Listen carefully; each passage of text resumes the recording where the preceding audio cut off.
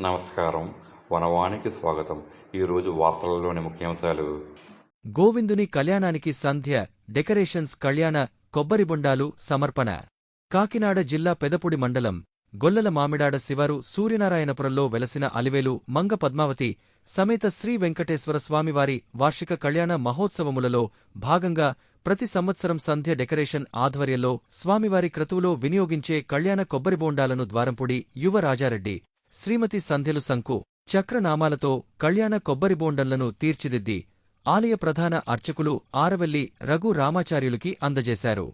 వీటిని కళ్యాణంలో వినియోగించాలని ఆలయ ధర్మకర్త నల్లమిల్లి పద్మనాభ సత్యనారాయణరెడ్డి గంగరెడ్డిలను కోరారు.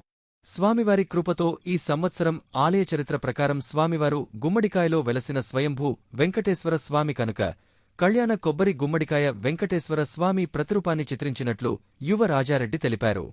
భారత-పాకిస్తాన్ యుద్ధం నేపథ్యంలో భారత సైనికులకు స్వామివారి కృపాకటాక్షములు ఎల్లవేళలా ఉండి భారతదేశం విజయబావుట ఎగరవేయాలని, ప్రజలందరికీ శాంతి చేకూర్చాలని స్వామివారిని వేడుకున్నట్లు యువ రాజారెడ్డి తెలిపారు. ఈ కార్యక్రమంలో యువ రాజారెడ్డి కుటుంబ సభ్యులు, వెంకటేశ్వర స్వామి ఆలయ కమిటీ సభ్యులు, భక్తులు పాల్గొన్నారు.